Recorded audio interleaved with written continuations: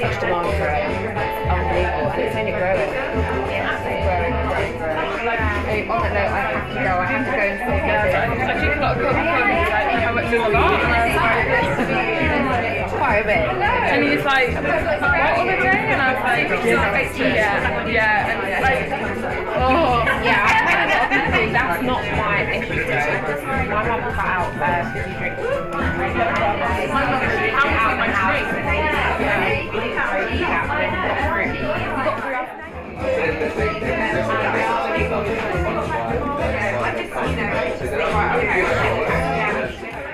Currently, 2 million fewer women than men participate in sport and exercise regularly. Last year, Sport England found that of the 9.4 million women aged 14 to 40 in the UK, 75%, that's 7.1 million, would like to be more active.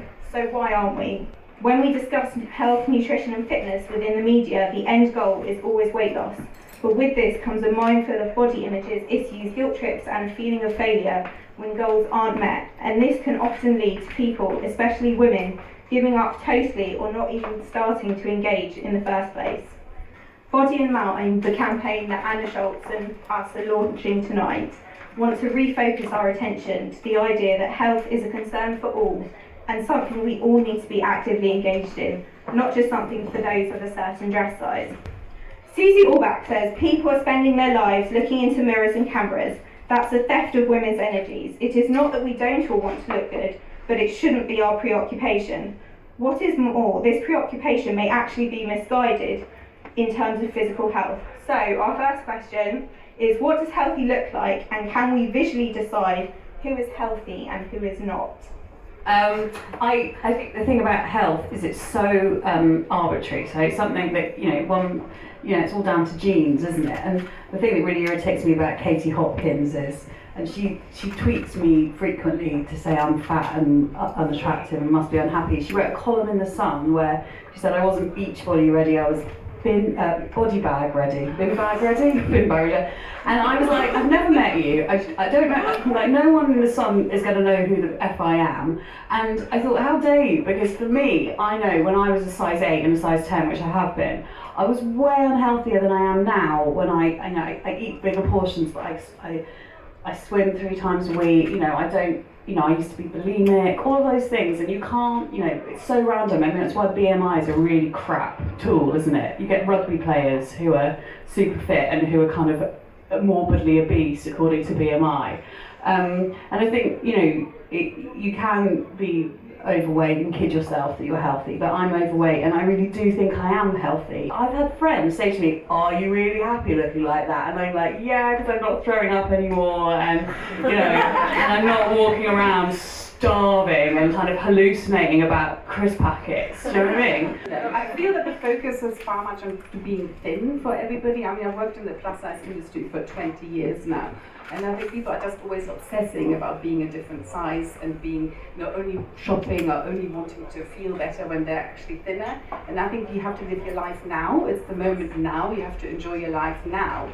And I don't think by fat shaming anybody, you can make them feel better about themselves and actually start a program which helps their health. Yeah, I agree. I know exactly where you're coming from. I started out in the fashion industry when I was 15.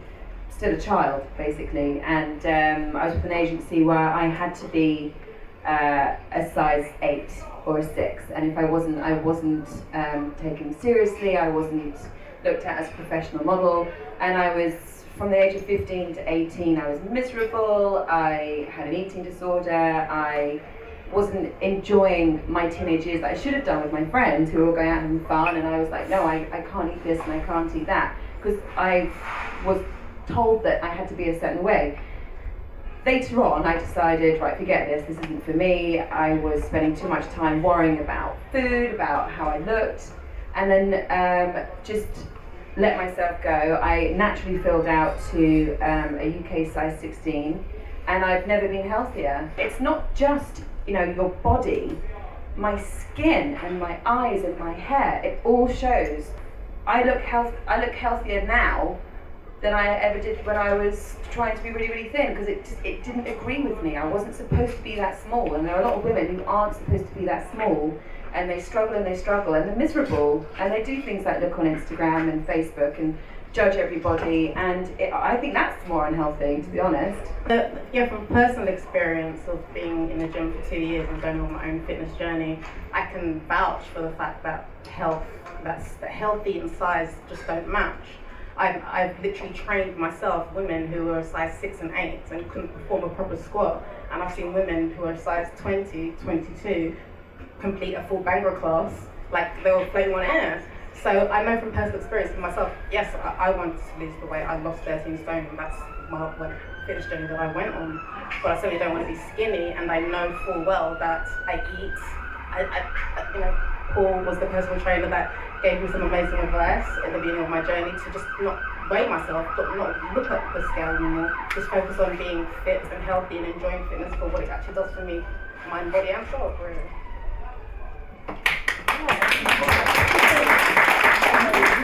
I see people like Thandi every day, giving them training advice. But I also, on the opposite end of the scale, I see a lot of really, really slim people, men and women. And they do literally lack the basic strength to move their body around just in daily life. For example, females with not enough muscle tissue in their legs to get them up the stairs without sort of dragging themselves up with their arms.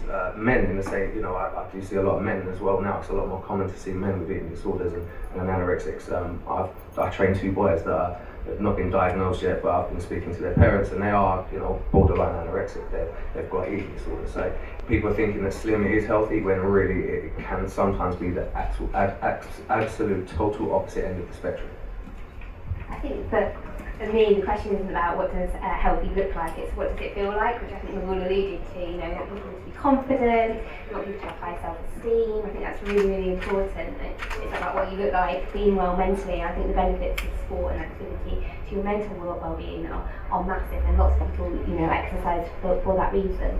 So yeah, it's about what does healthy feel like, not about what does it look like.